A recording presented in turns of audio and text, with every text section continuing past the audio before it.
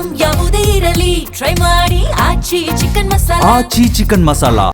ರಾಜ್ಯದಲ್ಲಿ ಜೋರಾಗ್ತಾ ಇದೆ ಪರಿಷತ್ ಫೈಟ್. ಕಾಂಗ್ರೆಸ್ಗೆ ಕೌಂಟರ್ ಅನ್ನ ಕೊಡಲು ದಳಪತಿಗಳು ತಂತ್ರವನ್ನ ರೂಪಿಸಿದ್ದಾರೆ. ಎನ್ಡಿಎ ಅಭ್ಯರ್ಥಿ ಕಣಕ್ಕಿಳಿಸ್ತಾ ಇರೋ ಜೆಡಿಎಸ್ ಬಿಜೆಪಿ.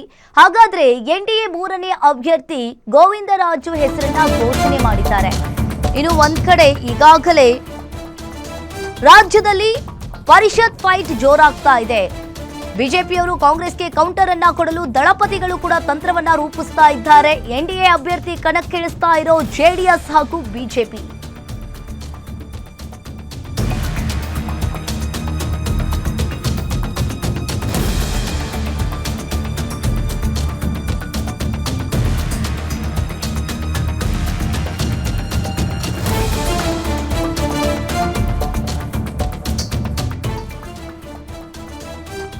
ಇನ್ನು ಮೈತ್ರಿ ಅಭ್ಯರ್ಥಿಯಾಗಿ ಗೋವಿಂದರಾಜು ಹೆಸರನ್ನ ಘೋಷಣೆ ಮಾಡಿದ್ದಾರೆ.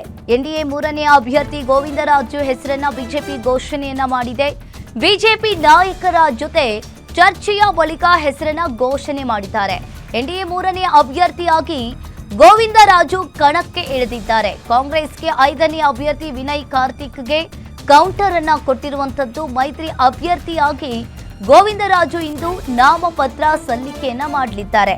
ಇನ್ನು ಒಂದ್ ಕಡೆ ಮೈತ್ರಿಕೂಟದ ಮತ್ತೊಬ್ಬ ಅಭ್ಯರ್ಥಿಯಾಗಿ ಗೋವಿಂದರಾಜು ಅವರನ್ನ ಕಣಕ್ಕಿಳಿಸಿದ್ದಾರೆ. ಇನ್ನು ಮೈತ್ರಿ ಅಭ್ಯರ್ಥಿಯಾಗಿ ಗೋವಿಂದರಾಜು ನಾಮಪತ್ರ ಸಲ್ಲಿಕೆ ಮಾಡಲಿದ್ದಾರೆ. ಒಂದ್ ಕಡೆ ಪರಿಷತ್ ಫೈಟ್ ಈಗ ಜೋರಾಗ್ತಾ ಇದೆ. ಕಾಂಗ್ರೆಸ್ಗೆ ಕೌಂಟರ್ ಅನ್ನ ಕೊಡೋದಕ್ಕೆ ಇಲ್ಲಿ ಬಿಜೆಪಿ ಹಾಗೂ ಜೆಡಿಎಸ್ ರಣತಂತ್ರವನ್ನ ರೂಪಿಸ್ತಾ ಇದೆ. ಇನ್ನು ಕಾಂಗ್ರೆಸ್ಗೆ ಈಗಾಗಲೇ 5ನೇ ಅಭ್ಯರ್ಥಿ ವಿನಯ್ ಕಾರ್ತಿಕ್ಗೆ ಕೌಂಟರ್ ಅನ್ನ ಕೊಡೋದಕ್ಕೆ ಮೈತ್ರಿ ಅಭ್ಯರ್ಥಿಯಾಗಿ ಗೋವಿಂದರಾಜು ಇಂದು ನಾಮಪತ್ರ ಸಲ್ಲಿಕೆಯನ್ನ ಮಾಡಲಿದ್ದಾರೆ. ಬಿಜೆಪಿ ನಾಯಕರ ಜೊತೆ ಚರ್ಚೆಯ ಬಳಿಕ ಹೆಸರನ್ನ ಘೋಷಣೆ ಮಾಡಿದ್ದಾರೆ. ಬಿಜೆಪಿ ಹಾಗೂ ಜೆಡಿಎಸ್ ಇವರಿಬ್ರು ಕೂಡ ಚರ್ಚೆ ಮಾಡಿ ಈಗ ಗೋವಿಂದರಾಜು ಹೆಸರನ್ನ ನೇಮಕ ಮಾಡಿರುವಂತದ್ದು.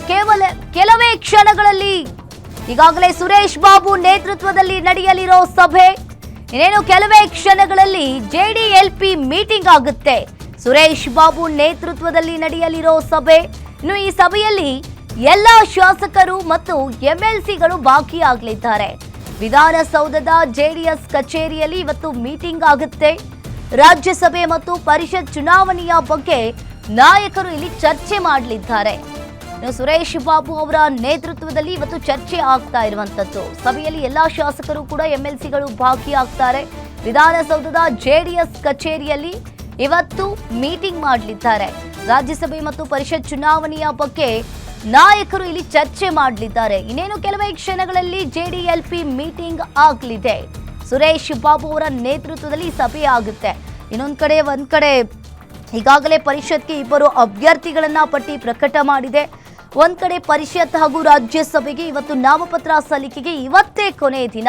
ಹಾಗಾದ್ರೆ ಒಂದ್ ಕಡೆ ಜೆಡಿಎಸ್ ಹಾಗೂ ಬಿಜೆಪಿ ಇವರಿಬ್ರು ಸೇರಿ ಈಗ ಈ ಮೂವರ ಹೆಸರನ್ನ ಹಾಗೆ ಗೋವಿಂದರಾಜ್ ಅವರ ಹೆಸರನ್ನ ಕೂಡ ಹೇಳಿರುವಂತದ್ದು. ಈಗಾಗಲೇ ಕಾಂಗ್ರೆಸ್ಗೆ ಕೌಂಟರ್ ಅನ್ನ ಕೊಡೋದಕ್ಕೆ ಬಿಜೆಪಿ ಹಾಗೂ ಜೆಡಿಎಸ್ ಈಗ ಗೋವಿಂದರಾಜ್ ಹೆಸರನ್ನ ನೇಮಕ ಮಾಡಿದ್ದಾರೆ. ಇವತ್ತು ವಿಧಾನಸೌಧದ ಜೆಡಿಎಸ್ ಕಚೇರಿಯಲ್ಲಿ ಮೀಟಿಂಗ್ ಆಗಲಿದೆ. ರಾಜ್ಯಸಭೆ ಮತ್ತು ಪರಿಷತ್ ಚುನಾವಣೆಯ ಬಗ್ಗೆ ನಾಯಕರು ಚರ್ಚೆ ಮಾಡಲಿದ್ದಾರೆ. ಇನ್ನೇನು ಕೆಲವೇ ಕ್ಷಣಗಳಲ್ಲಿ ಜೆಡಿಎಲ್ಪಿಯಲ್ಲಿ ಮೀಟಿಂಗ್ ಆಗುತ್ತೆ. ಇವತ್ತೇ ಕೊನೆ ದಿನ. ಇನ್ನು ನಾಮಪತ್ರ ಸಲ್ಲಿಕೆಗೆ ಇವತ್ತೇ ಕೊನೆ ದಿನ ಆಗಿರುತ್ತೆ. ನಾಮಪತ್ರಗಳ ಪರಿಶೀಲನೆ ನಾಳೆ ಆಗುತ್ತೆ ಹಾಗೂ ನಾಮಪತ್ರವನ್ನ ಹಿಂಪಡೆಯಲು ಕೊನೆ ದಿನ ಜೂನ್ 11ನೇ ತಾರೀಕು.